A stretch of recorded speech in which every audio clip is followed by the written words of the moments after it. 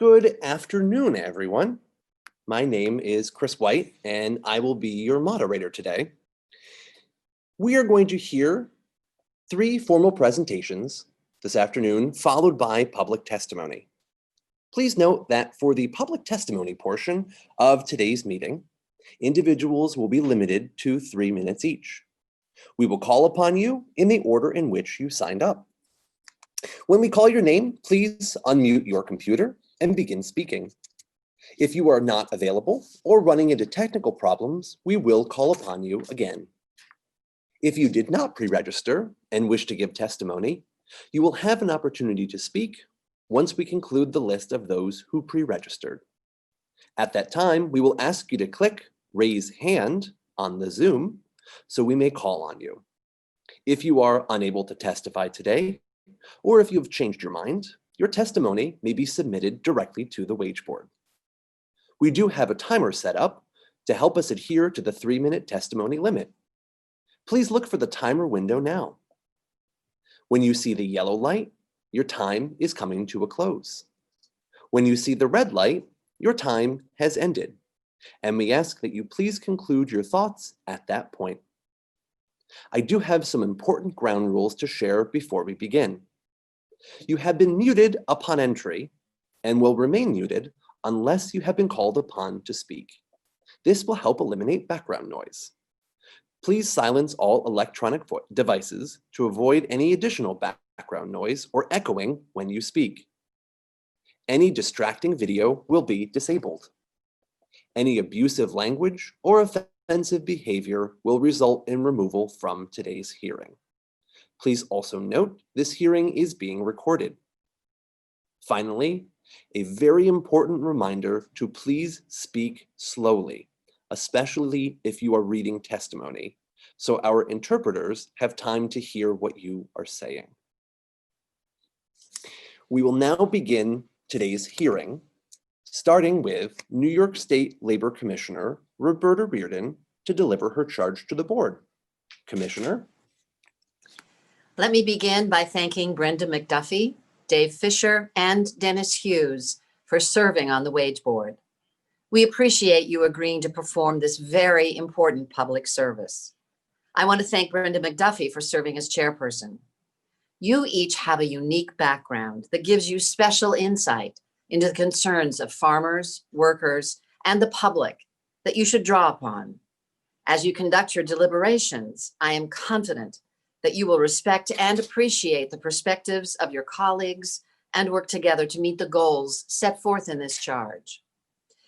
New York has a long history of setting minimum wages and overtime protections through wage boards and wage orders that focus on specific industries and occupations. From the 1930s until 1960, that was the only way that minimum wage and overtime protections were established. In 1960, the legislature changed the law to establish a single statewide minimum wage, but kept the old system in place to allow wage boards to recommend higher minimum wages and overtime rates for specific industries and occupations. For farm laborers, the history of minimum wage and overtime protections is not as lengthy, but history is being made today. As compared with employees in other industries, farm laborers had to wait an additional 30 years to get the first minimum wage in 1969, another 30 years for their wage to equal that of other workers in 1999, and another 20 years to get any overtime protections in 2020.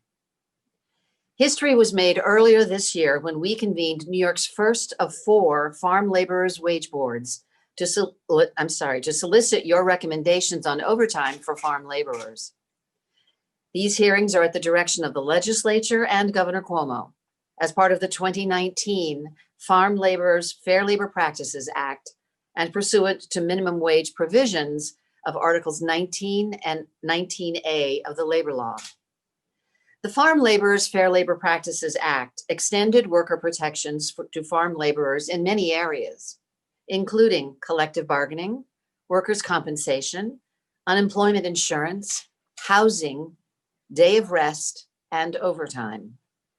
The task of this Farm Laborers Wage Board is narrowly focused on the issue of overtime, and specifically, your charge is as follows. The board shall make recommendations for overtime work for farm laborers that shall not be in excess of 60 hours. The board shall consider the extent to which overtime hours can be lowered below the 60 hours set in law, and the board may provide for a series of successively lower overtime work thresholds and phase-in dates as part of its determinations. Your task is to engage in a meaningful inquiry focused on these workers, on this industry, and the underlying state policy and legislative purpose. As you receive public testimony, I encourage you to take the opportunity to ask questions and engage those who testify to identify what you can about these workers, this industry, and about overtime standards more generally. We at the Department of Labor will endeavor to provide you with the information you need to assist you in your deliberations. Michael Palialanga, Deputy General Counsel to the Department of Labor, is serving as counsel to the board and will be available in connection with legal issues. Milan Bhatt, Acting Deputy Commissioner for Worker Protection, will serve as secretary to the board and will be your first line of communication with the department. Kevin Hannell and his staff in our Research and Statistics Division will provide you with available research material. In addition to those resources within the department, the board may consult with agricultural employers and farm laborers and their respective representatives in the occupation or occupations involved, and with such other persons, including the Commissioner of Labor and the Commissioner of Agriculture and Markets, as it shall determine. The time you have to do your work is limited. You have conducted one in-person hearing earlier this year, and you have 3 other virtual hearings scheduled so far, including today. The public currently has the opportunity to provide comments by these hearings. You will have until December 31st, 2020, to submit your report and recommendations to the governor and the legislature. During the 45 days following your report, I may confer with you and may remand the matter back to you for further consideration. Again, thank you for your service on the Wage Board. At this point, I'd like to turn it over to Michael Palialanga to discuss the legal standards and relevant legislative history that you should be aware of. Michael? Thank you, Commissioner, and good afternoon, everyone. The Farm Laborers Fair Labor Practices Act entrusts this wage board with the authority to make recommendations regarding overtime for farm workers. In doing so, the Act places various restrictions on this wage board and the recommendations that it can make. As the Commissioner just explained in her charge, your role as wage board members is limited to looking at the issue of overtime. While you can recommend that the overtime threshold be reduced, you cannot recommend an increase in the threshold, which is currently set at 60 hours. In a similar vein, you are restricted to considering this issue and may not further limit any rights, protections, benefits, or entitlements. The Act directs you to consider existing overtime rates in similarly situated industries in New York State. While most industries and occupations require an overtime premium of time and a half of the employee's regular hourly wage rate for work after 40 hours, there are some exceptions. For example, certain residential workers earn an overtime premium only after 44 hours. In addition, certain workers who are exempt from overtime at the federal level are entitled to overtime under state law at time and a half the minimum wage, rather than at time and a half their regular rate, which may be higher than the minimum wage. As the Commissioner just indicated, wage boards play an important role in shaping the livelihood of workers. The labor law's general minimum wage provisions, which now cover farm laborers, direct wage boards and the Commissioner to consider the following principles when establishing minimum wages and regulations. The amount sufficient to provide adequate maintenance and protect the public health, the value of the work or classification of the work performed, and the wages paid in the state for work of like or comparable character. In establishing the present board and establishing the current overtime threshold for farm laborers, the legislature made the following findings. Despite regularly working 50, 60, 70 or more hours a week doing arduous and difficult work, farm laborers remain excluded from overtime and other protections that are in place at the state and or federal levels for other workers. This industry is subject to unique and unpredictable factors, including climate and weather, pricing and market requirements, seasonal harvests, immigration, and various federal and state laws, rules, and regulations that directly impact farmers and require a unique balance and application of traditional labor protections to ensure farm laborers have access to basic labor protections while also creating adaptability and responsiveness to the unique circumstances of farm operations. The labor standards included in this bill are intended solely for the purposes of transitioning into a modern structure of rights and benefits for farm laborers that achieve a harmonious labor relations and stability of operations in the agricultural industry, and are not intended for any other industry or sector of the economy. Your responsibility is to give serious and careful thought to this and the comments you will hear, and be guided by that in making your recommendations. Thank you. And at this time, I'm pleased to welcome the Wage Board Chair, Brenda McDuffie. Brenda? Thank you so much, Michael. And I want to say good afternoon to everyone who's joined us today to the Farm Laborers Wage Board meeting. I am Brenda McDuffie, and I'm blessed to serve as chair. And I want to thank Commissioner Reardon for giving us the opportunity to all serve as board members and for me to serve as your chair. I want to welcome all of you who have taken time out of your schedules today to be with us, to share and to provide, I'm sure, very important and substantive testimony on this very important matter. I'd like to introduce my fellow board members. We have representing the Farm Bureau, Mr. David Fisher, and representing the New York State AFL-CIO, Mr. Dennis Hughes. I look forward to working with both of you on this important issue. Our charge is clear, and I believe there's much to be gained by the process we're using to hear personal stories account during this particular virtual hearing and others we're conducting, as well as to receive written testimony. I believe I speak for all of us that when I say that we will work thoughtfully and diligently to fulfill our duty.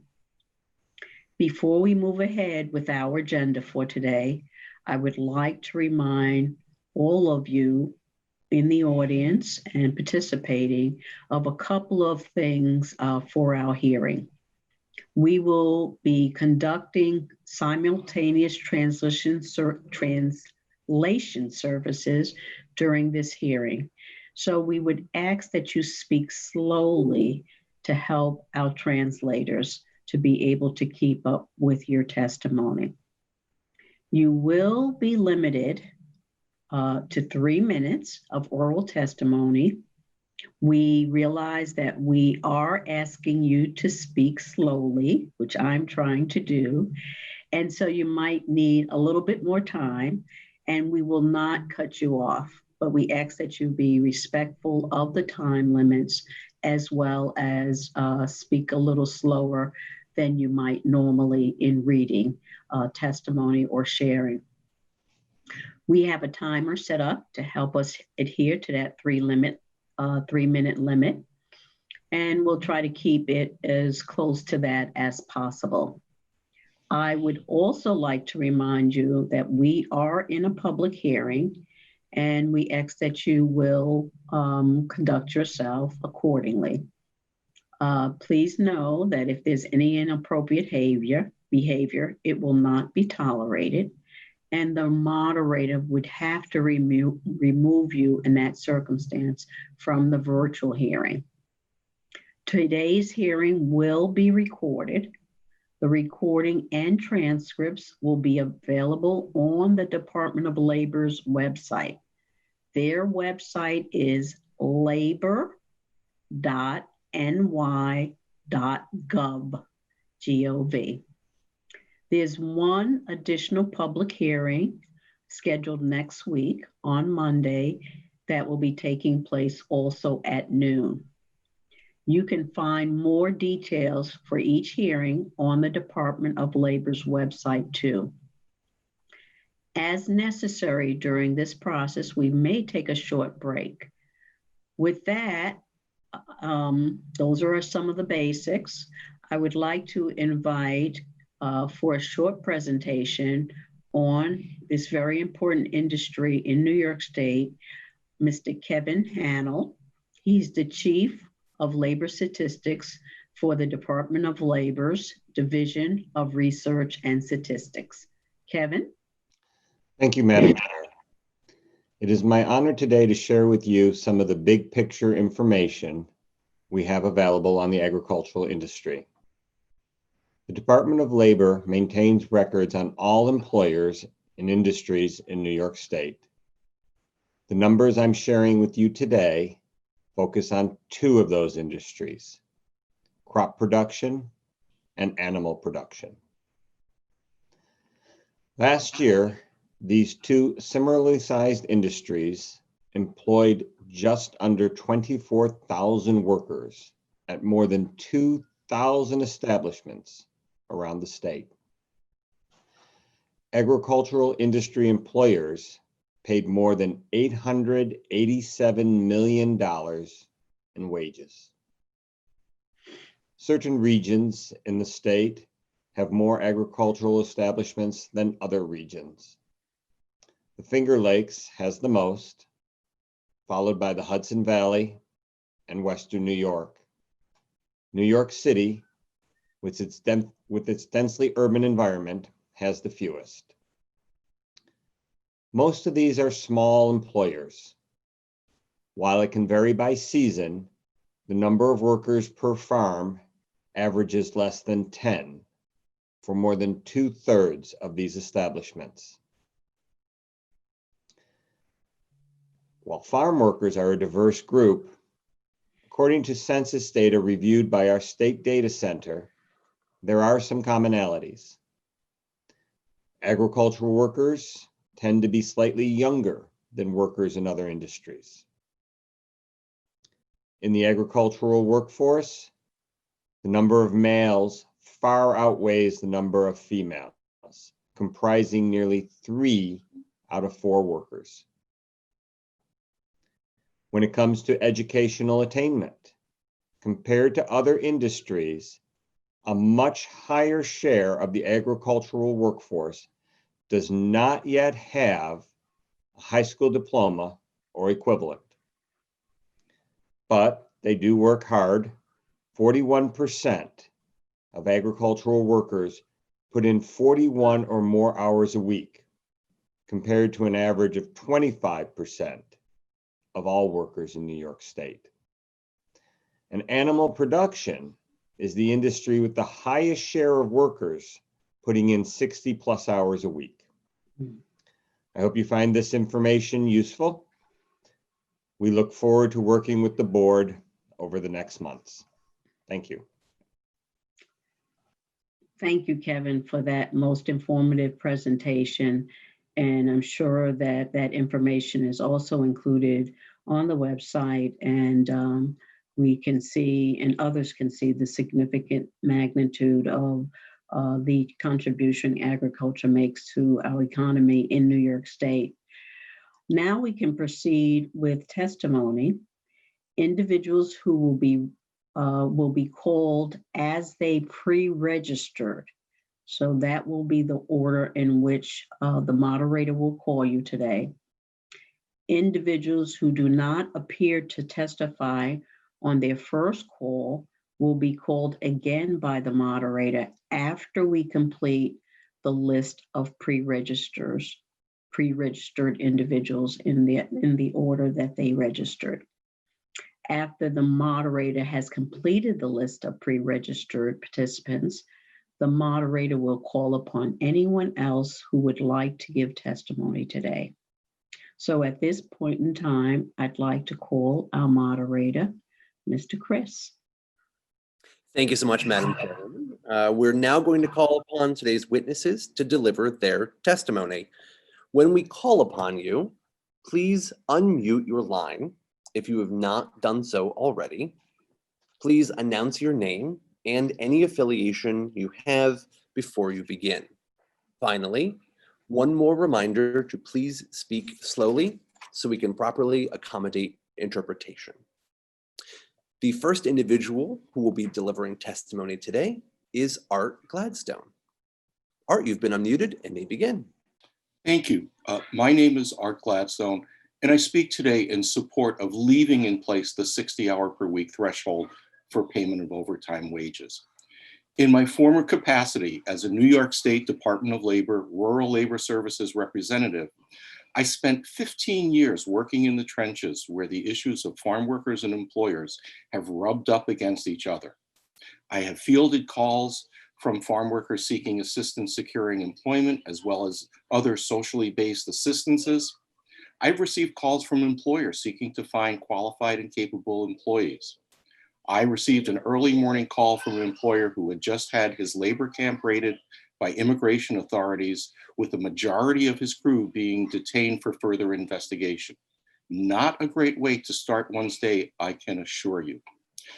In retirement since 2014, I am still contacted by both of these constituencies. Let me address something regarding overtime. As part of the Fair Labor Standards Act, written during the depths of the Great Depression, overtime was not conceived of as a means of adding income to a few workers. The intent was to make payment of such wages onerous to the point that employers would hire more workers rather than pay the premium of higher wages.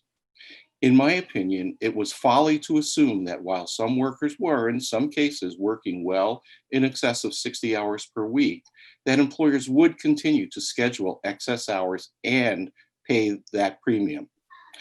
It's also important, in my view, to state that in New York State, the population of farm workers has changed dramatically since the FLSA was enacted. What I've seen since the enactment of the Farm Worker Fair Labor Practices Act is that indeed farms have increased staffing levels to spread the work over more people, the net effect being reduced hours of work and reduced incomes for the very population the law was intended to help. While much has been written about trickle-down economic effects, the effect of decreasing the overtime threshold will cause a cascade of effects on people and families far beyond the borders of New York State. As the population... Slow down just a hair, if you could. I appreciate it. As the population of farm workers in New York State is almost entirely foreign-born, significant portions of the incomes earned are sent as remittances to families in the Caribbean Basin, Mexico, Guatemala, and other Central American countries. Due to the pandemic, the Wall Street Journal in April reported workers are sending less money that is critically needed by families. According to the United Nations, these remittances help families in extreme poverty meet almost half of the United Nations Sustainable Agenda goals. The intent of those goals is to lift children and families out of poverty and deprivation. I have emailed the Wage Board links to these articles. To keep desperately needed resources flowing as remittances to needy families, I strongly support the continuation of the current threshold for overtime, and I thank you for allowing me that little bit over. Thank you. Well, I want to thank you, Mr. Gladstone, for the information you provided, as well as the information that you sent us via the links. And we appreciate you being here today. Are there any questions of my fellow board members of Mr. Gladstone? All right, moderator, next. Wonderful. And just a reminder for anyone who is going to be delivering testimony today. I would see Dennis Hughes actually has your hand up. Dennis, I've just unmuted you. Yes. Was Mr. Gladstone testified yesterday? Is that correct? Yes, that's correct. Do you intend to testify on Monday? I do. Why? You said basically the same thing. I'm working my way through a series of thoughts that, given the time frame, cannot be all expressed at once. If some of it seems repetitious, I apologize. I don't see it as such, but from my work experience, I feel the perspective that I have is something unique from my background and something that I've been experienced with for a very long time. And I'm trying to get the points that I strongly believe in across to this wage board, as they affect both farmers that I've known for a long time and as they affect farm workers that I indeed also know for a long time. My question was not had nothing to do with any editorial comment or anything. It's just, I want to just maybe pose this question to the chair. Is this common to have someone testify at all 3 hearings with basically the same testimony? I believe that as Mr. Gladstone signed up, and if he wants to spend his time both participating and listening, we have allowed him to be scheduled and registered. And so we'll honor our commitment to hear from everyone, and including if he wants to come and repeat. The other thing I would note, just for clarification, is we will have different persons in the audience, and he may be trying to also enlighten them as well as us as members of the board. So in that respect, the information he's providing can be a benefit not only to us, but others. And so we do not have any prohibition against him taking time, registering, and sharing. Does that help you, Dennis? You know, I guess it does. I don't know if it helps me, but it's a clarification. Okay, thank you. Thank you, Mrs. McDuffie. I appreciate that. Okay, if there are no other questions from my fellow board members, I'd ask our moderator to proceed. Absolutely. So just for anyone who is delivering testimony today, we're going to call everyone on our list. Occasionally, the names in Zoom do not align with the names on the list. If we do call your name and I say we don't see you here, for example, our next speaker, just hit raise hand in the Zoom. We'll see that and we'll unmute you to speak. So our next speaker will be Hannah Warden. And Hannah, I don't see you on the list. So if you are there, if you could hit raise hand. Okay, our next speaker will be Lindsay Marek. Hello, everyone, esteemed board. Thank you so much for allowing me to speak with you today. My name is Lindsay Morrock, and I'm the operations manager for Cutick's Honey Farm. I am here because the health and well-being of our world relies on managed bees. And with my team, we manage 15,000 honeybee colonies across 3 different regions in New York State. We keep bees because we love it and because it needs to be done. Our income is generated from 4 main categories. The production of honey. Here in New York State, it's one of the most nutrient rich in the world. We raise and rear queen bees for our own farm needs and tens of thousands that are shipped across the country. We also offer pollination services spanning from Maine to California, and the production of nucleus colonies, thousands of which stay right here in New York to counter the catastrophic colony losses sustained every single year. Each source of income that we have is being decreased. As one of the most diverse beekeeping outfits in the country, I can tell you firsthand there is nothing left to give. Caring for bees is a completely hands-on process. Unlike other types of agriculture, there are very few ways to mechanize. We strive for over 30 years to hire and train a reliable workforce to sustain our essential business. And we found this to be a nearly impossible task. So in 2018, we began to work with the H-2A program. And as an H-2A employer, we pay $14.29 as a starting rate for every beekeeper in our outfit.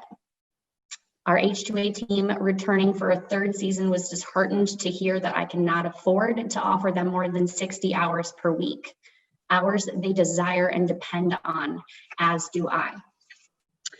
I simply can't afford the overtime with the facing the falling price per pound of honey for cheaper adulterated imports from places like China, as low as 67 cents per pound. All while our honey crop is decreasing, as documented by Cornell University, our own farm's harvest decreasing by 33%. We face loss of forage, and the continual loss of honeybee colonies in New York State is up about 40% of the hives here. All of these factors are outside of my control. I have hired 3 additional workers due to this overtime regulation, and this sounds like a wonderful thing, generating new jobs, but we're sadly competing with other states that have no regulation. And this means that my crew will likely locate elsewhere and not be employed in New York State at all. Their desire to work with no limitations and generate as much financial freedom as possible is their American dream. And these regulations are and ideals are great, but it ties my hands, and it does not allow for me to care for my family, my bees, my employees, and ultimately you. Thank you. Thank you very much, Hannah, for that testimony. We appreciate it. Does anybody, I have a lot of questions about your industry sector of agriculture, bees, but I will have to try to contact you offline. But I would invite my fellow board members to ask any questions they may have.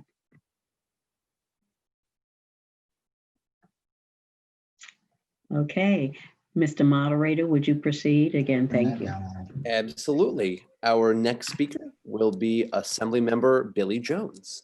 Billy, you have been unmuted. Okay. I'm sorry. I hope I don't freeze up on you. It's been my Zoom's been freezing up a little bit. It's that good internet connection here in the North Country, but thank you very much. Members of the Wage Board, thank you for this opportunity to testify. Given the uncertainty of the COVID-19 pandemic, I want to take this opportunity to stress that now is not the time to reconsider the overtime threshold for the agricultural industry. Farmers across New York are facing unprecedented challenges during this pandemic to make ends meet. Farmers are worried about their futures, about feeding their families, and about feeding New Yorkers. Farms across the state are already struggling, and to continue to support our agricultural industry, we must maintain the 60-hour threshold for overtime. To put it simply, changing the overtime threshold in normal times, in particular in the middle of a pandemic, will only hurt farmers who are already struggling to make ends meet. Farmers are continuously at the mercy of the market and have zero control over demand. Cows must be milked, crops must be tended to, and animals must be cared for, regardless of what is going on in the economy. This is a time to show our support for our farmers and the agricultural industry as a whole, not create difficult labor standards that make it impossible for farms to survive. We must remember that so many of these farms are small family farms and small businesses that are the backbone of the economy in upstate New York and throughout New York. Maintaining this overtime threshold at 60 hours will help protect New York's important agricultural industry during this unprecedented time. Thank you for your consideration in this important matter. And please note that I'm always available for questions, which you will be asking right now. I'm surprised that I made it under the 3-minute threshold, so thank you. Well, thank you, Assemblyman for your time that you've given to make sure that we heard from you. And I'd like to ask my fellow board members if they have any questions. Hearing none again, thank you. And I'll ask our moderator to go to our next. Sure. Our next speaker will be Paul Fouts. And we believe we have unmuted you, but you are welcome to begin, Paul. Okay, hopefully you can hear me. Yeah, my name is Paul Fouts. I apologize. My video is not working, but I assure you you're not missing much. Anyways, my family owns and operates a 600-cow dairy farm in Cortland, New York, which is about 30 miles south of Syracuse. I did submit written testimony that will give some background to our labor situation here and what it means to us if the threshold is reduced to the 40. But in the interest of time, I'm just going to read the last couple paragraphs. I'm testifying from what may be a different perspective than most farmers, and that we have paid overtime above 60 hours for over 25 years. I cannot definitively tell you what the effects of overtime had on our payroll 25 years ago, but I do know we cut employees' hours, we hired more employees, our labor expense increased, and we had to outsource jobs we had previously done for ourselves. For us, it took several attempts over a number of years to develop a schedule that met both our needs and those of our employees, and to implement efficiencies allowing us to afford to have an overtime policy. From my experience, it will take several years for the agricultural industry to adjust to the 60-hour overtime threshold. How will employees respond to having their hours reduced? When farms are already experiencing a labor shortage, where will they find more people? How will they get the capital to implement automation? Does the technology for automation even exist? Is there an adequate supply of services to outsource jobs?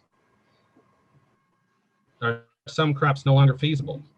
These are just a few of the many questions that have yet to be answered, and each farm will need to determine their own unique combination to adjust and adapt. Some farms will adjust, some will not. Some employees will adjust, some will not. Right now, it is far too early to have any reasonably intelligent conversation about lowering the overtime threshold from the current 60 hours. And with that, any questions that you might have? Thank you so much, Paul. Even though we didn't get to see you, we appreciate your testimony. And you spoke nice and slowly, and we're within our time limits. So thank you again. Any questions of Paul? Okay.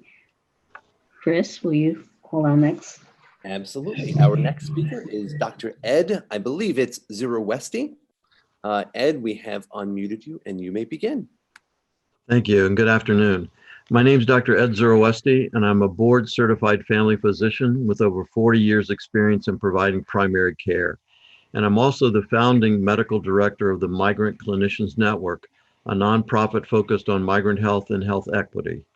I grew up on a farm in Ohio. My first paying job when I was 14 was spent bending over 12 hours a day picking strawberries. Then in college, I worked alongside migrant farm workers for 2 summers harvesting tobacco in Kentucky.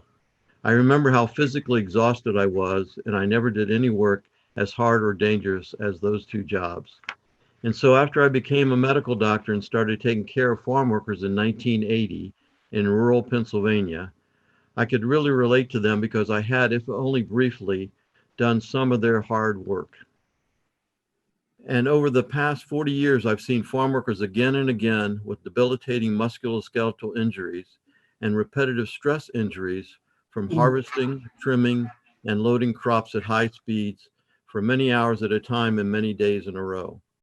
Unfortunately, the limited research on farm workers is not focused on the effect of long working hours on farm workers' health, but we do know that farm work has one of the highest mortality rates of any industries in America. And data from the CDC shows that about 100 farm workers suffer a lost work time injury every single day.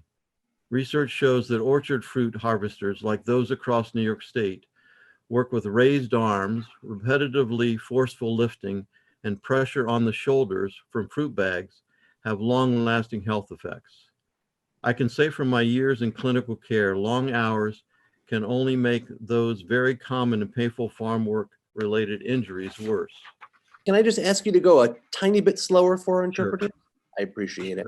Sure. Limiting the hours of workers has been a cornerstone of our labor law since the 1930s. And given the dangers of farm work, it's concerning to me that we continue to make these work-related exceptions for agriculture. Certainly, we do have the data on overtime from other industries.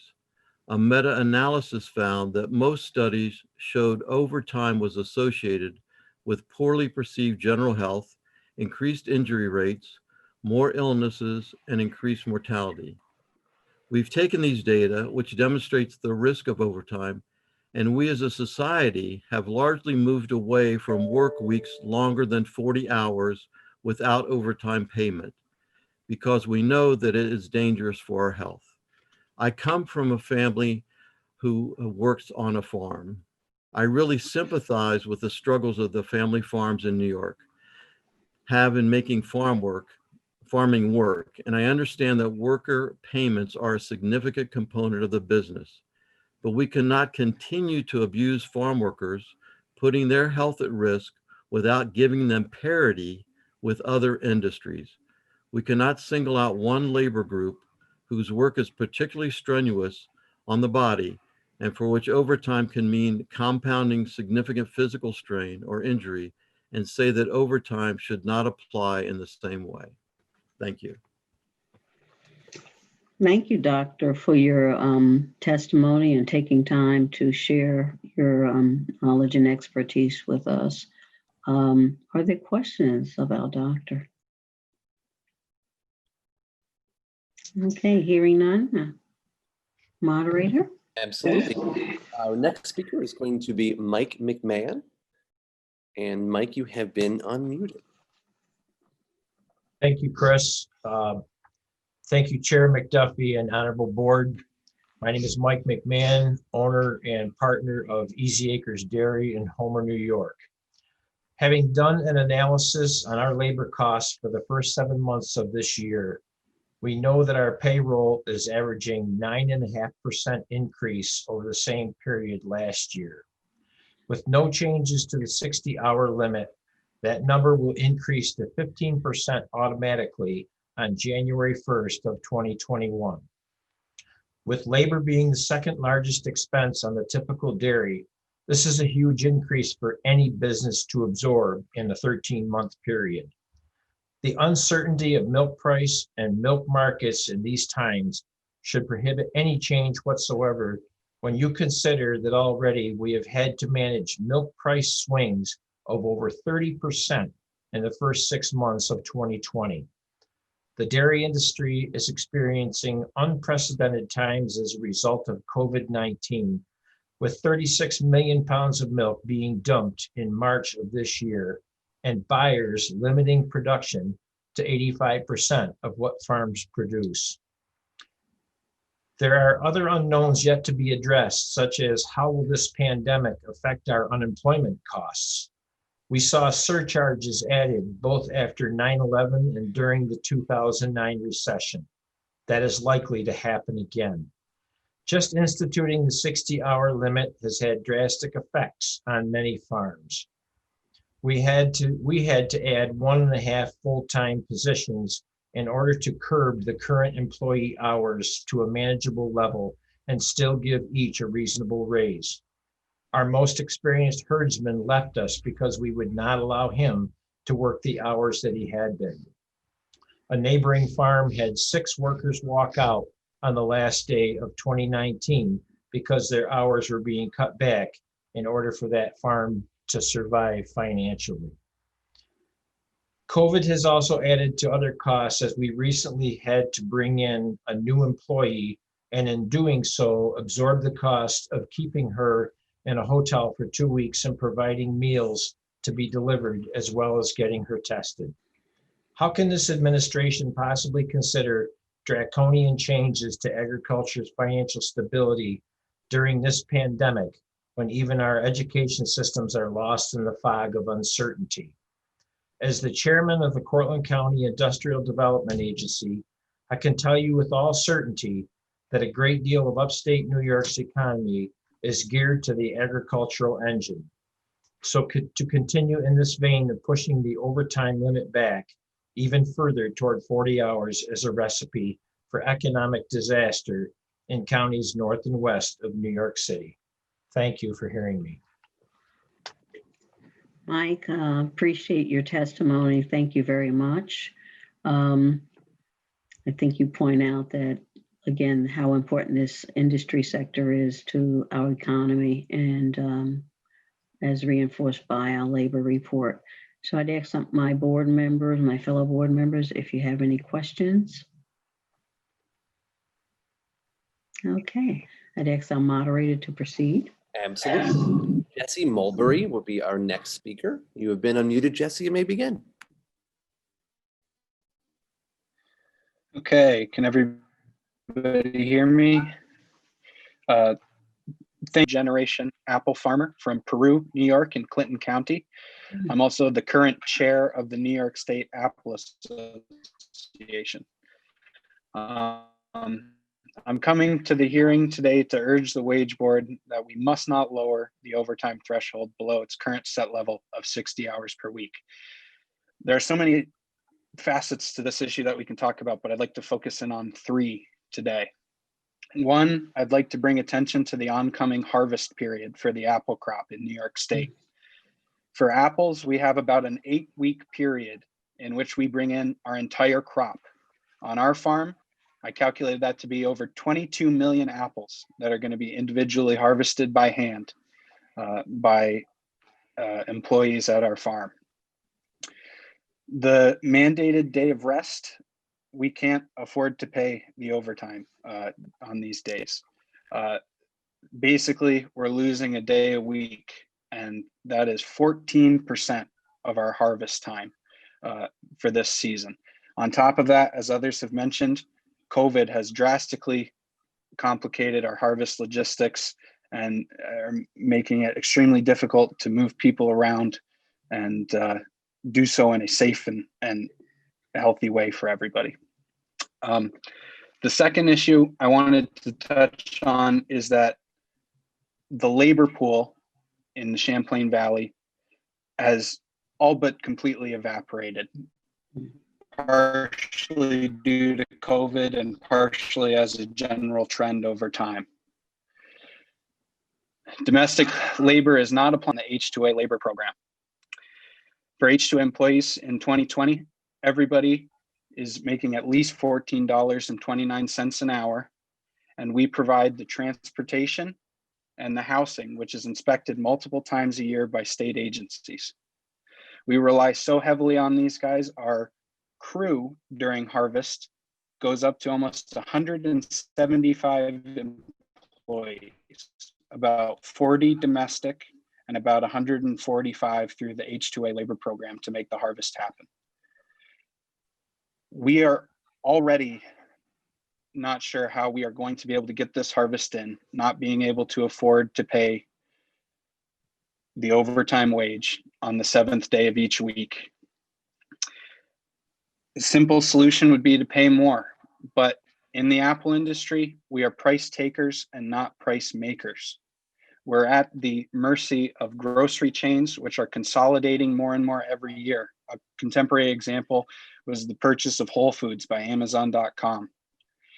During the COVID crisis, the price of our fresh market fruit declined sharply, and if it wasn't for the CFAP program, we would be in real trouble this season.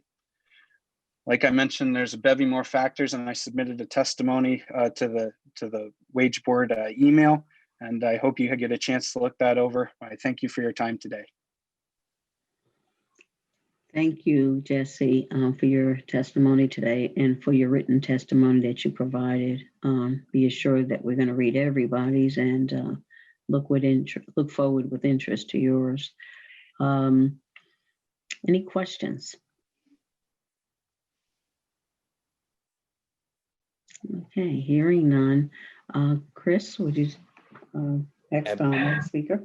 Absolutely. Our next speaker, though we do not see her on the list, is Amanda Hanlon. So in case she's under a different name, if she wants to hit raise hand. All right, not seeing that. Our next speaker is going to be John Teeple. John, you have been unmuted and you may begin. Okay, thank you, and good afternoon. My family has been growing apples for 75 years on our 400-acre apple farm located in western New York. Our harvest season will soon begin the first week of September. We need approximately 70 workers to harvest the apple crop. We will also employ 55 H-2A workers to augment our local workers and our migrant workers. We will not know the full impact of the 60-hour overtime threshold until after this harvest. Added to this unknown are the extra costs related to the COVID-19 issue this year. Many of our full-time workers like to work as many hours as they can during good weather, knowing that there will be days when they will not be able to work. After the implementation of the 60-hour overtime rule, we have had to restrict our people to no more than 59 hours per week. So the harm to the employee, workers' hours will be more structured. They will not be able to make more money because their hours will be restricted. Harm to the employer, apple growers do not set the price of apples that we sell. Therefore, we have to control our costs. There's a very thin margin of profit in the apple industry. Labor is our largest cost in growing apples. We use H-2A workers and have to cover other costs as well: transportation, housing, visa fees, agency fees. That brings our hourly cost to $19 per hour. Our current costs are significantly higher than the state minimum wage of $11.80. What will be the impact of lowering the 60-hour overtime threshold? We must remain competitive with other apple growing areas around the country. It's a very competitive business, and otherwise we will be priced out. The industry needs at least 3 to 5 years to adjust and to study the impact of the current 60-hour threshold. I thank you, and I would be glad to answer any questions. Thank you, John. It's interesting that we have 2 back-to-back apple growers, and we look forward to all the apples that are produced in the state of New York this fall. Are there any questions of my fellow board members? Again, thank you. Moderator, please. Absolutely. Our next speaker, and I believe it's a group all on the same camera, but we'll still call each individually, is going to be Dennis Browdy. That's correct. And the following 4 individuals are going to be using the same computer here. We're all in the same room. So I am a partner on a 350-acre vegetable farm in Western New York, Eden. We are a wholesale vegetable producer producing hand-harvested crops: tomatoes, peppers, eggplant, squash, lettuce, and broccoli. Labor accounts for over 50% of our expenses in our business. I submitted a brief yesterday to the board, which broke down in detail our analysis. I was going to ask you to slow down just a hair. I practiced for 3 minutes, so. We'll let you finish. It's good. Okay. I submitted a brief yesterday, which detailed our analysis of the impact of the changes in the law to our business. We estimated last year on analysis that the change to a 60-hour work week would cost us approximately $50,000 this year. We were able to mitigate some of that by bringing in our H-2A crews earlier. And by the way, we employ about 120 people, the overwhelming majority of which are H-2A. We were able to bring in some crews earlier to mitigate that. But what hit us the hardest was the fact that the AWAR rate for H2A went from 1328 to 1429 last year, which before we even started cost our business about $100,000. Important to note in the vegetable business, which you know, every apples, dairy, vegetables are different. We have either been at a loss or a break even for the last 5 years. Major reason for that is the cost of labor. And behind that is the fact that because there is no more local pool of labor, our only source of labor has been H2A. And if we go back 5, 6 years, the cost of our labor has gone up 50%. We are doing everything we can to change our crop mix, to value add produce, to do things to help us to survive. But the reality is vegetable prices in the wholesale industry have been stagnant for the last 10 to 15 years. We have 2 options, neither of which are tenable. We could hire more people to mitigate a 40-hour work week, but we're an H2A employer and we're maxed out on bed space. And the cost to build a certified bed in New York State is approximately $10,000 to $12,000 per worker. We do not have that money. The other thing that we could do is we could raise prices. That's not an option for us. We're price takers. We're at the mercy of the wholesale markets. We estimate, based on last year's numbers, that if we went to 40-hour work week, it would cost our business over $200,000 when we're already not making money. This year, with all the uncertainties of COVID, the fact that vegetable wholesale pricing has been tremendously volatile, and we are seeing some of the lowest prices that we have ever seen on produce. We're not planning, we're not forecasting that we're going to turn a profit this year. So the notion that we would go into another season with the financial hit of a 40-hour work week hanging over our head is just not feasible for us. It could be, and that could be, it will be our tipping point. I think I want to back up a little bit, and if the board at any point would like to see our numbers, discuss our numbers, share our numbers, I would be more than happy to do that. I provided my email and my cell phone number in the testimony. I think what saddens me about this, and you know, I apologize because this is emotional for us, is we love this business, and these workers are like friends and family to us. They carry the water for our business. Okay, I'm replaceable. They are not. Their drive, their motivation, and the responsibility that they bring to work is irreplaceable. We wish that we could do more for them, but the realities of the economics of this business do not allow it. The ideas behind this law, I think, are laudable. Okay, it's a great idea to raise the level of everybody. Okay, but it's been said that it's unfair to single out one labor group and apply different rules to them with respect to overtime. I would submit to you that it's unfair to select one state and put us under a different set of rules than anybody else that we compete with in the markets that we supply in the Eastern Seaboard. The sad fact is, if we step aside and we fail, somebody else will step in another state and nobody will know the difference other than our workers. I think if this law changes, I'm almost done. The people that it will hurt the most, we will retool our business. We will find ways to farm with changing crops, maybe growing harvested mechanical sweet corn or snap beans, but we will not be able to employ workers the way we have. You know, and I think just in closing, I think the state can regulate anything that they choose to, okay? But you can't regulate us to go into a season when we know we are going to fail and force us to do it. We're just not going to do it. Thank you. Thank you, Dennis. And I'm switching already to the next guy, but if you have questions. Okay, if there are any questions, I wanted to say again, thank you. And then if not, we'll look forward to the member of your team. Thank you. And the next 3 folks are Spanish speakers.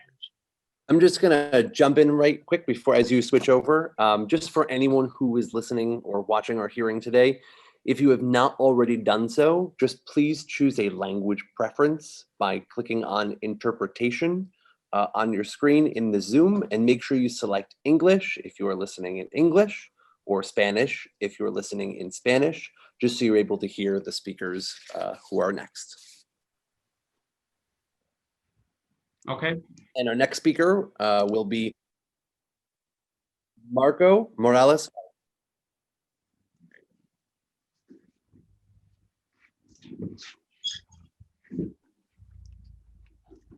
Hola, mi nombre es Marco. Yo tengo 3 años viviendo aquí a esta compañía. Yo vengo temporalmente, y, pues a mí no me conviene yo tener solamente 40 horas a la semana. Para mí no es bueno porque, digo, yo estoy temporalmente familia y pues no queremos lo posible, lo más posible de horas a la semana. Porque si esta nueva ley es aprobada, nosotros estaríamos más tiempo descansando y algo que pues para nosotros pues no está bien.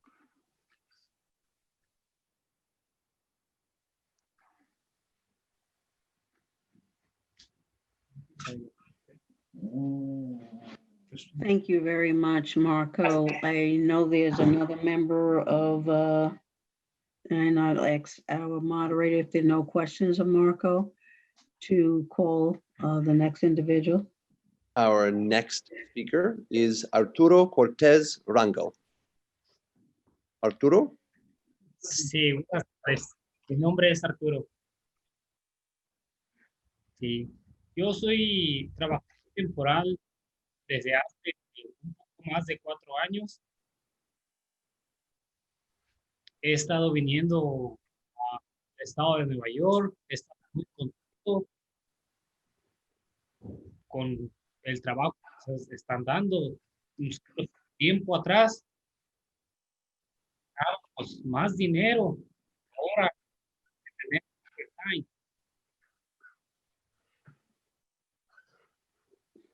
Nuestros cheques han subido un poco a pesar de que nos pagan tiempo y medio en diversas ocasiones.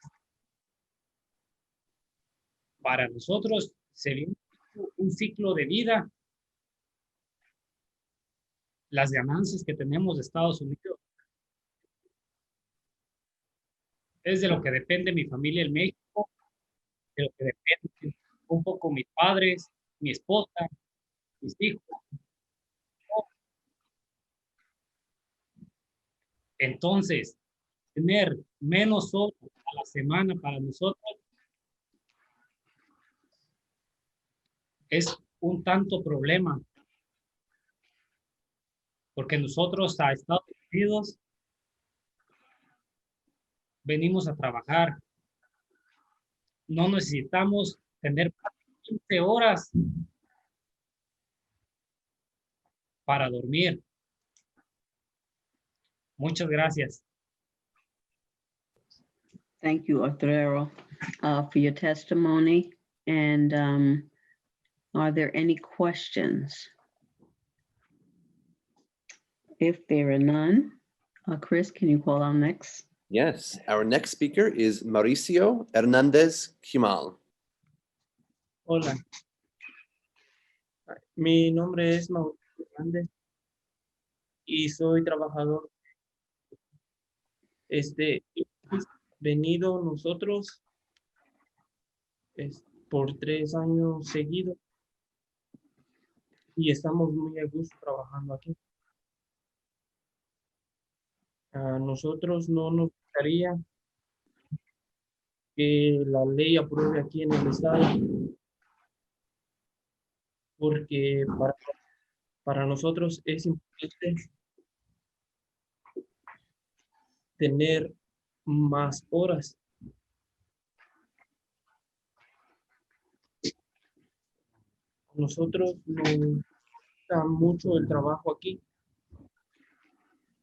y tenemos miedo que no nos traigan más a esta compañía.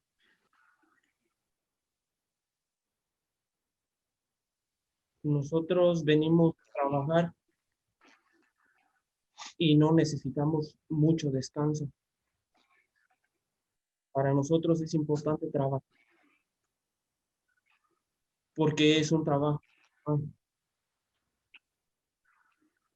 que depende de nuestra familia y nosotros es muy importante tener muchas horas para tener o juntar dinero. Muchas gracias. Thank you very much for your testimony. Are there any questions?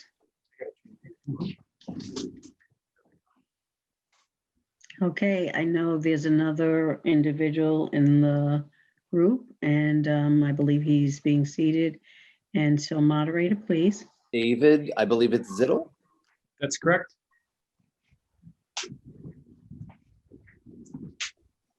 And you may begin, David. Well, thank you folks for having us on this. I think it was really important for this to happen. Hopefully some of our guys were able to give you some insight from the worker perspective.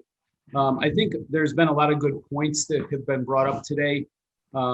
Everything from medical things to financial things to fairness and what other standards are out there in different industries. I have been at Amos Zittel & Sons for over 30 years. I'm proud to say I have a son who's now back in the business, and that's a 6th generation. We've always been very proud of what we do. And we've also been very proud of how we have our relationships with our workers. In the 30 years I've been here, I've seen people that have amassed upwards of 15, 20, 30, and we've got some employees who have been with us before I was born and are still here. I think the issue at hand really boils down to what is fair and what is not fair. I think Dennis brought up a really good point that we have to look at this not just as New York State, but nationally. We are being put at an unfair advantage to have rules and regulations placed on us that are merely state-driven, where our marketplace is nationally driven. I think there's a misconception that some people think that, you know, a farm just produces their produce and they sell it out front of their house and it all stays in New York State. I would venture to say probably 60 to 70% of our product filters through New York State, but also leaves the state. So we are in a national competing situation. Just as a quick example, we don't bring workers here to have them sit. We bring workers here for them to work. They also have an opportunity to go home to Mexico for 5 or 6 months and enjoy the money that they've made here. So you heard them say they want to work as long as possible. When they are here, we try to maximize their hours. We just in 1 week period maximized all of our 100+ workers at their 60 hours. We also paid $1,400 in overtime.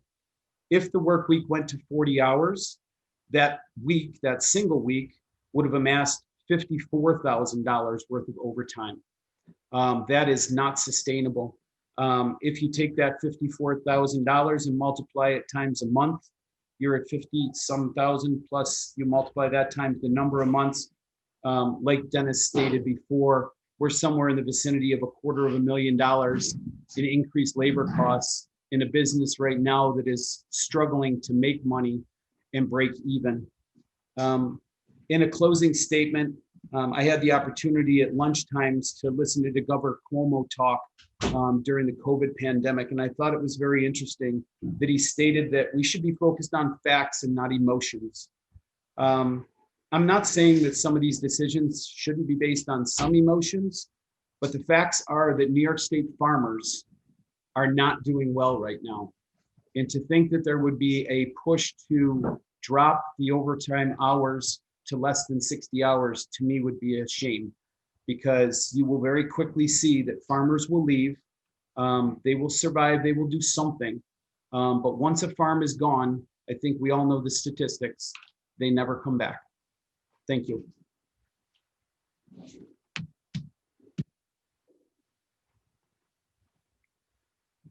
forever. I can't hear anybody. Madam Chair, if you could unmute. I'm sorry. I didn't hear what she said. Oh, Brenda, I believe we're asking the chairman. There we go. Okay, I thought you had to unmute me because that's what my button was saying. I appreciate the testimony from the entire group and for the time that you took to all share with us. And thank you for ending it, David. Are there any questions? Okay, I'd ask for our moderator to give us our next individuals. Absolutely. Our next speaker is going to be Laura Peterson. Ready? Hello, my name's Laura Peterson, and my husband and I are the owners of Peterson Farms and Seneca Castle, which is located in Ontario County in the Finger Lakes. I speak in favor of leaving the overtime threshold at 60 hours. We're a first-generation farm that grows organic vegetables, conventional and organic grain, and we have a hog farrowing operation in approximately 1,000 acres. We're in perilous times. Besides the usual perils of weather, labor, and markets, we were hit with the unexpected pandemic right before our season began. Our seed was ordered, transplants started in greenhouses, and our H-2A worker application was submitted and paid for. Now we've had less than an entire growing season to adjust to these new labor laws and hopefully a once-in-a-lifetime pandemic. Yet making these overtime laws more restrictive is being considered in this short period of time. We have about 10 full-time year-round employees who are paid competitive wages, and we have always paid them, our year-round employees, overtime after 55 hours in order to stay competitive with their other opportunities. But we also have about 30 seasonal full-time employees who are paid at least the minimum of H-2A wage of $14.29 per hour, plus housing and utilities. This year, we've had to limit these seasonal employees' hours to keep our costs down. And therefore, we had to hire some part-time seasonal employees to get the work done. Can I ask you to slow down just a hair? I appreciate it, Laura.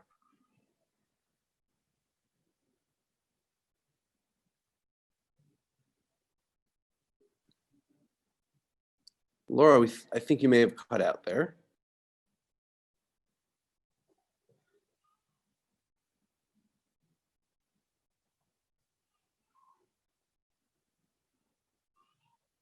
Okay, why don't we move on to our next speaker and we'll loop back with Laura momentarily. So our next speaker is going to be Jean Polchinski. And Jean, we have unmuted you.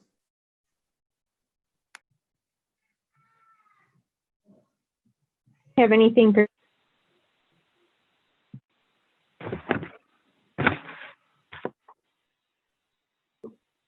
Jean, are you there? Yes, I'm here. I'm listening. I didn't plan on speaking. Okay, thank you, Jean.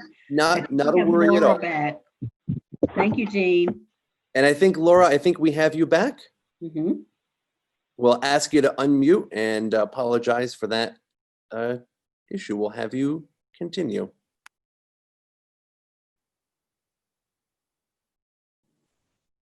Okay. Am I on there now? You're all set to continue. Okay. Was that my problem or not? I'm honestly not sure. You just froze up. Okay. All right. Just, anyway, just if you could wherever I was. take it slow just for the interpreter. Sorry. Okay.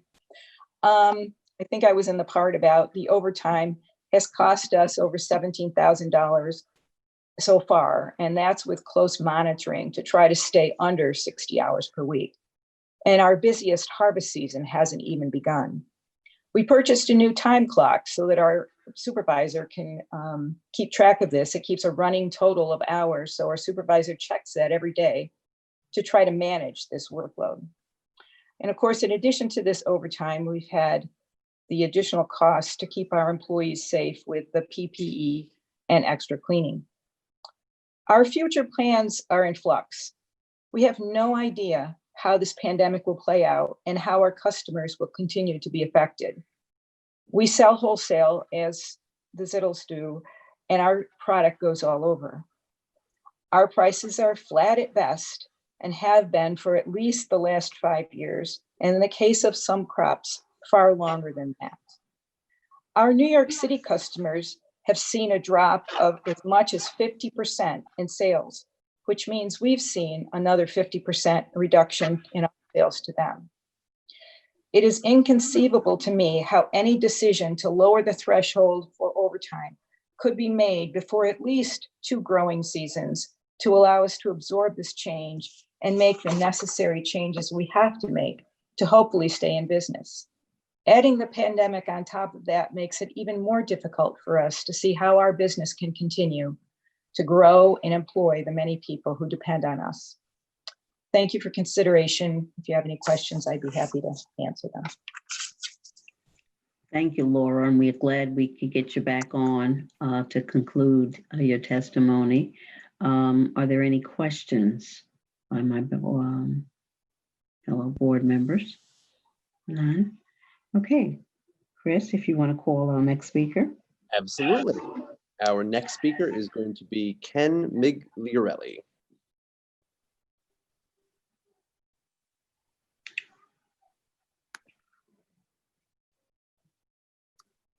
And we've just asked you to unmute, Ken. If you could just hit, and there we go. You may begin. Can you hear me? Yes. Okay, thank you. Thank you for hearing me today. I'm in northern Dutchess County near the Hudson River, about 100 miles north of New York City. We were farming close to 1,000 acres of fruits, vegetables, grain. And I spoke at the hearing up in Albany and submitted some documentation.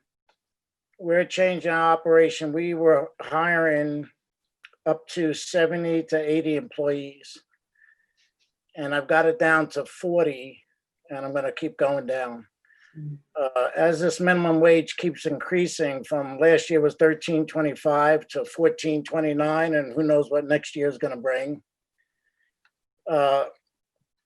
It's again inconceivable that people that are making policy have never been in business before and understand what worrying about the bottom line every day.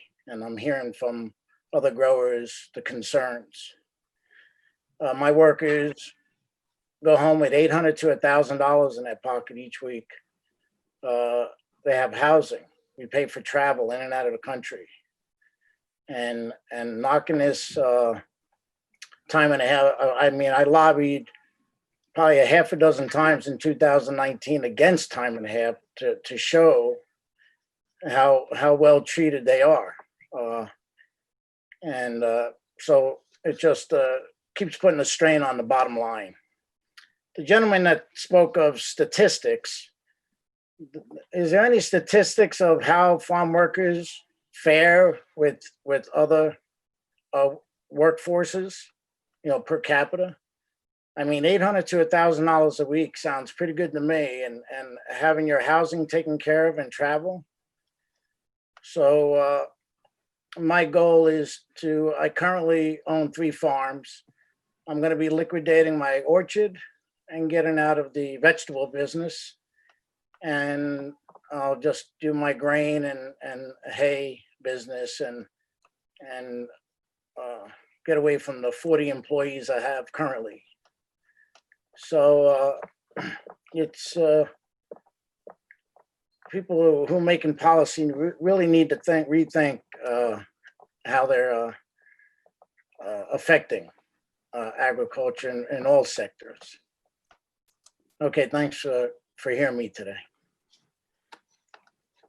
Thank you again for your testimony and coming back again to ensure your voice is heard. We appreciate it. Are there any questions, David or Dennis? Okay. If not, I'd ask our moderator to proceed with our next speaker.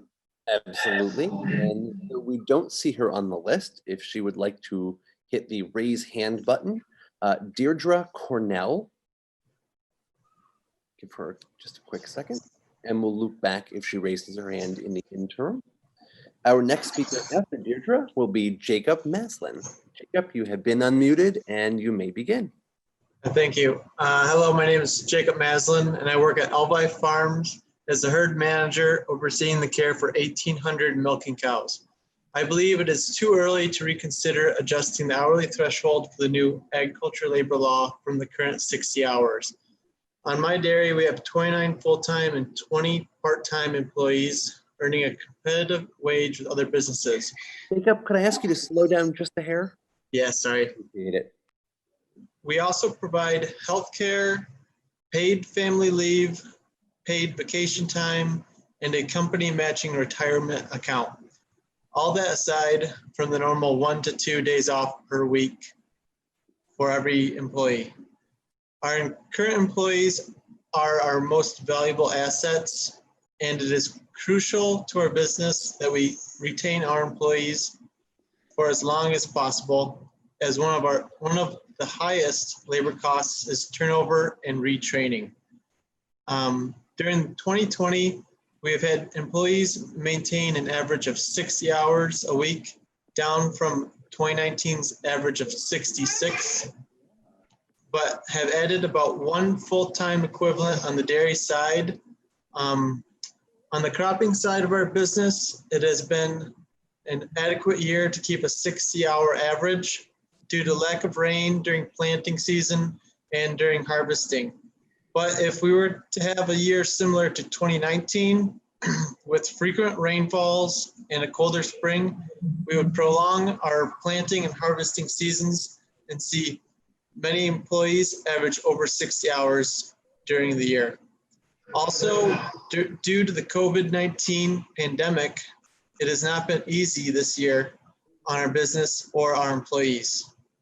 We have had to lower our costs dramatically due to a sharp decline in the price of milk to stay above break even. And we have had to cut hours across the dairy even more for all employees to help our bottom line. During the pandemic, we've had to add a part-time cleaner to clean all break rooms, offices, employee housing, and transportation vehicles. We've had to buy more cleaning supplies and extra personal protection equipment in order to keep our employees healthy and safe through this. Because of my stated reasons, I believe it's too soon to reconsider the 60-hour threshold. If dairy markets stay depressed through 2021 and/or we see an irregular year of frequent rains or other weather-related events, prolonging our harvest and planting seasons, lowering the hourly overtime will have a much more dramatic effect on our business from a labor cost standpoint. I worry if the 60-hour overtime is lowered further, that could cause us to cut more hours, which would force more employees to take a second job elsewhere in order to make a livable income. And also driving more farm businesses out of state due to lower labor costs and higher farm profitability because of it. Thank you for all of your time. Thank you very much, Jacob, for your testimony today. Want to thank you again. Any questions? Okay, Chris, would you call our next speaker, please? Absolutely. Robert Carpenter will be our next speaker. Robert, you have been unmuted. Great, thank you. My name is Rob Carpenter. I'm director of Long Island Farm Bureau here in Suffolk County. We represent the remaining 550 farm operations on Long Island. We remain opposed to any reduction in the 60-hour overtime threshold. Here on Long Island, it is very difficult to operate a business due to economic pressures of higher taxes, higher cost of living, and additional regulations imposed on us versus other states and even other parts of New York. Additionally, our minimum wage remains among the highest in the nation, currently at $13 an hour, rising to $15 an hour in the next 2 years. This makes it very difficult to compete in a commodity marketplace where costs cannot be passed along to buyers. Additional pressures of overtime after 40 hours will price our farmers out of the marketplace and will hasten their exit from farming, resulting in a loss of farm worker jobs and other economic impacts. According to the 2017 census, Long Island saw a loss of over 5,000 acres of farmland from the previous census. This 15% loss is indicative of the economic pressures we are under. This year was a year like we have never seen with the COVID-19 pandemic. In downstate New York, we saw a doubling or tripling of our citizens relying on food banks and social systems to feed their families. This was mainly due to the lack of food supply and increased prices for food, while many individuals were at home on pause. If reliance on other areas for our food becomes the norm, how will New York deal with feeding our citizens during the next crisis if our farmers are forced out of business due to increasing pressures? The result of any lowering of the threshold will result in farmers first utilizing mechanization to trim hours to keep under a possible 40-hour threshold. This will directly impact the people you would be trying to help, the workers themselves. Finally, farmers are still adjusting to how the last 2 years of minimum wage increases will affect their businesses, in addition to how the recently passed legislation will affect their operations strategically and financially. We ask that time be given to farmers to fully adjust to these many substantial changes before any consideration is given to modify the 60-hour overtime threshold. Thank you for the opportunity to present today. Thank you, Mr. Robb. Appreciate your testimony. Questions? Okay, moderator, please, next speaker. Absolutely. We have two more speakers on our pre-registration list, neither of whom appear to be in the meeting right now. So if I call on you, if you wouldn't mind hitting that raise hand button, perhaps you're under a different name. The first is John Mueller, and the next is Brian Bowerman.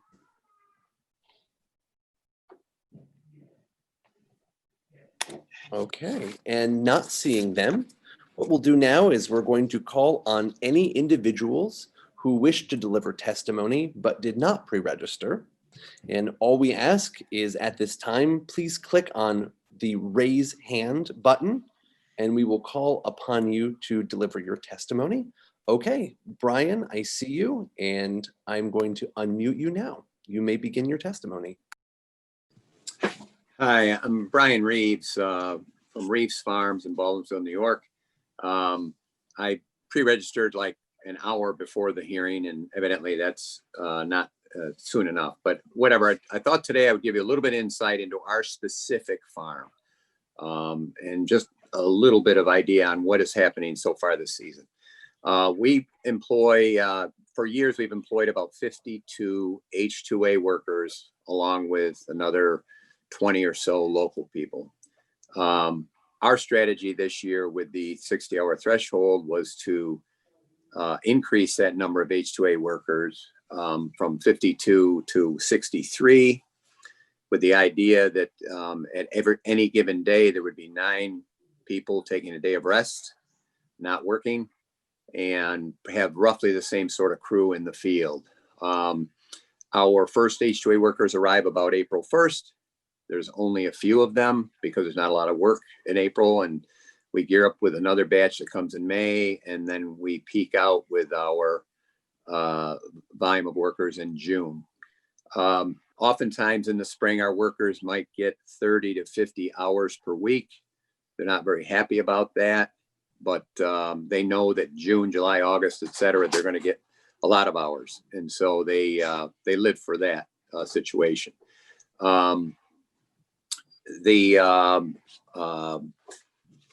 But with the 60-hour overtime, they realize there's kind of a ceiling on what the hours might be. A couple of effects that happened this year. Number one is our last 8 workers that we recruited, we had trouble recruiting them. And as a result, we went the entire month of June short 8 workers because they had our recruiter said that some names that he had for the H-2A contract in Mexico heard about New York having a 60-hour threshold and they backed out. Specifically this year, they didn't want to come because of the 60-hour threshold. We ended up being short workers through the month of June through strawberry season, which is one of our busiest seasons. And we paid some overtime during June also. We had our peak week where most of the crew worked between 70, in the 70s, somewhere between 70 and 80 hours.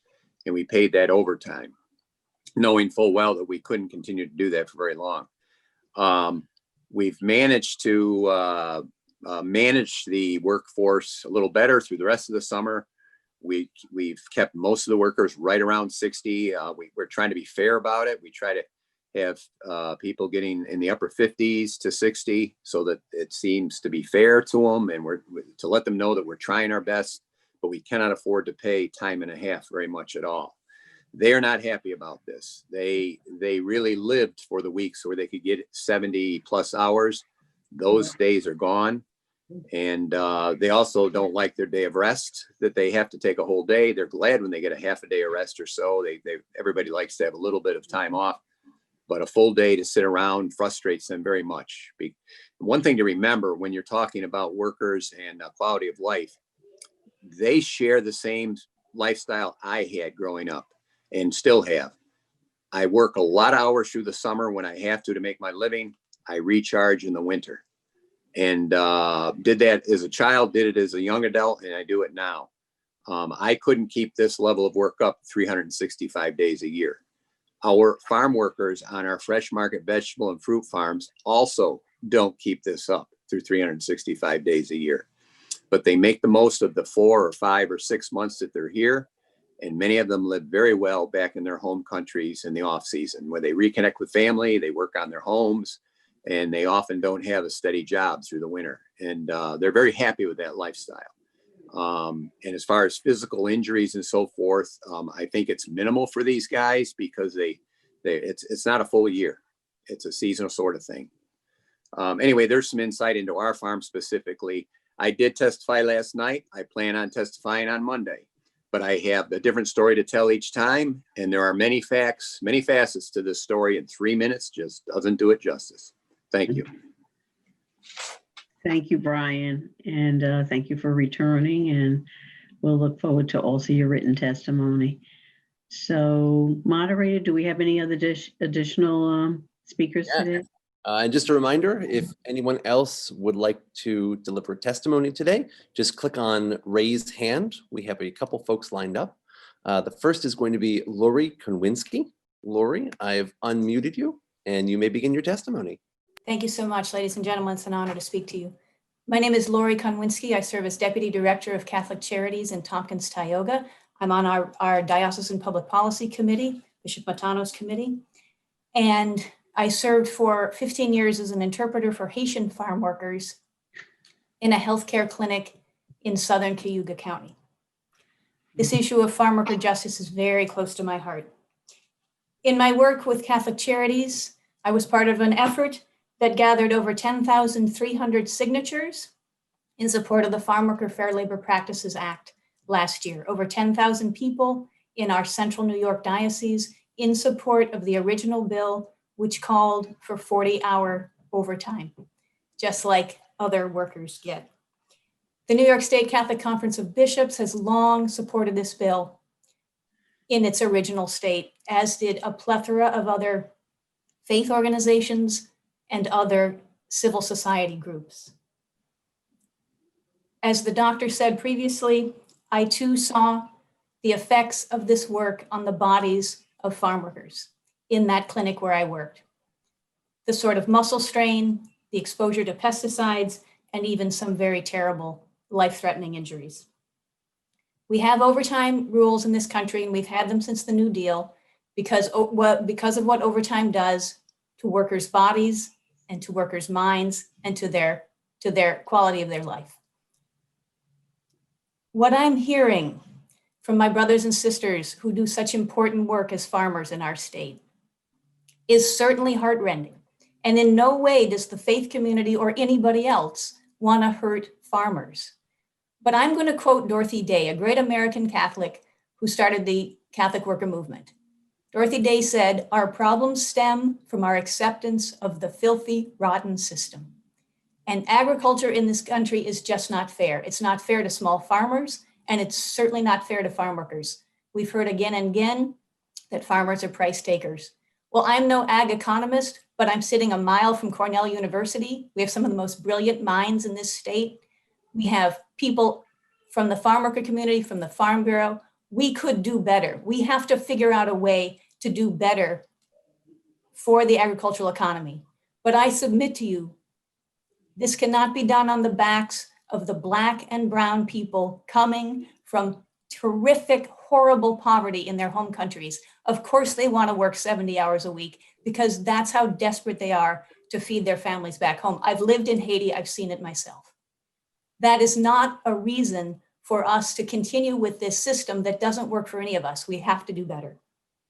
So I ask you to consider a gradual decrease in the overtime threshold that can be planned for, accepted, and done in concert with the reforms we need in the broader agricultural sector in our state. Thank you.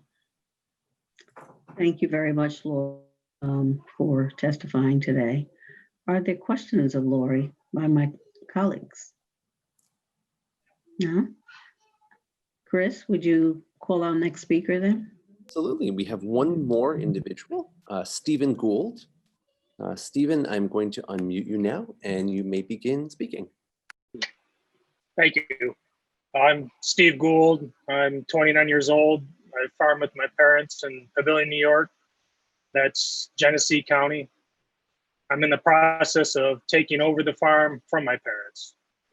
Labor law is important to me because I am in charge of hiring, scheduling, and training on our farm. We employ 3 full-time and 3 part-time employees, in addition to myself and my parents. Our full-time employees have been with us for 20 years, 15 years, and 5 years. Our part-time employees have been local high school and college students. Our full-time employees operate on a 66-hour work week, and they have for some time, 6 a.m. to 6 p.m. with 1 hour for lunch and 1 day a week off. We offer full health insurance, retirement, and paid time off. Because we take care of animals, a 60-hour work week works well on a dairy farm.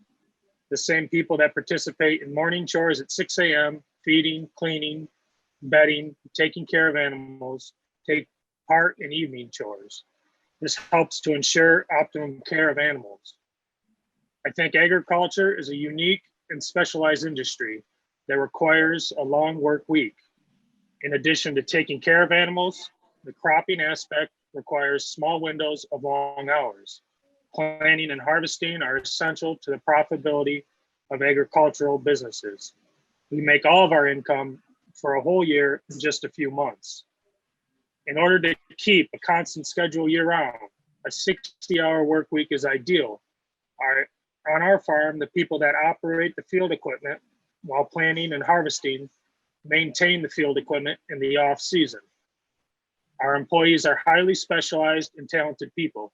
They choose to work in the agricultural industry because it is hands-on and different every day. Like myself, our employees want to work and take pride in working more hours than the average American. In our area, there are numerous opportunities to work in industries that offer 40-hour work weeks. Lowering the threshold for overtime in New York State limits the ability for next generation farmers like myself to grow their businesses. Thank you. Thank you very much, Stephen, for your testimony today. Do we have any questions of Stephen? If not, I understand, Chris, that was our last speaker for today. We actually have one more. David Randall has. Okay. David, you are now unmuted. Hi, my name's David Randall. I'm an employee at Colville Holsteins. You actually heard from my boss and the owner of the farm, Brad Cates, last night. I'm the next generation on this farm, and I'd like to be the future of the farm. But with proposed legislation like this of lowering overtime to 40 hours, that won't happen. And unfortunately, the farm would most likely be forced to sell. All the farmers you have heard from have this similar story and how it will affect them in a negative way. But there's a few bigger picture points that I would like to make. On our farm alone, we do business with 55 to 60 businesses or individuals on a monthly basis. So if we go out of business or our neighbors go out of business, how will it affect them? And how does it affect these whole communities in the rural towns throughout New York State? Second, New York State has almost a $6 billion agricultural industry. It's the #1 industry in New York State. That's more than anything any city, including New York City, can say they have. Is this something we really want to see disappear? And then third, with COVID-19 still fresh on our minds, I think it's crazy to think that people in our own state government would want to enact anything to hurt the farmers even more. Must be they don't remember when everything was shut down, the farmers continued on. I would say if the pandemic taught us anything, it's how important it is to have a safe and local food supply. Do we really want to import our food from China or Mexico? My passion is in the dairy industry, and everything I know is in the dairy industry. I don't want that to change, and I would like the wage board members to really think about what their passion is. And if you think you're helping the ag industry as an employee, I'm telling you it won't. Thank you. If you have any questions. Okay.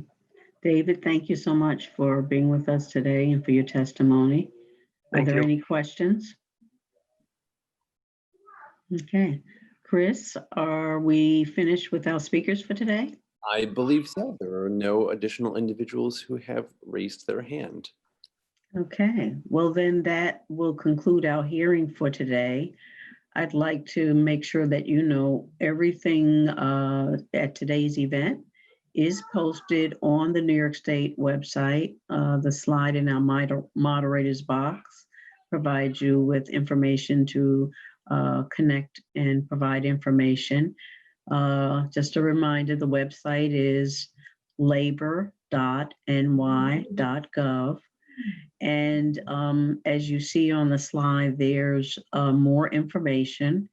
And we have one other upcoming scheduled hearing at this point, and that will be on Monday, August 31st at noon. And we will continue to also receive testimony.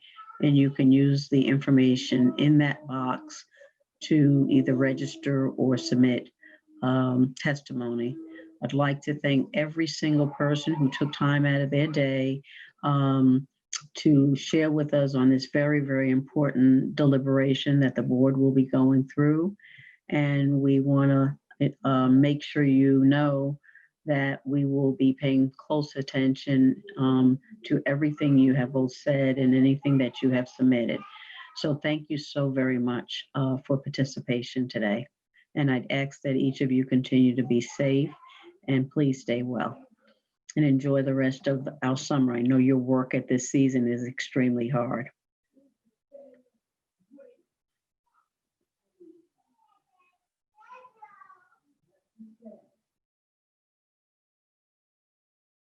I'm going to unmute myself.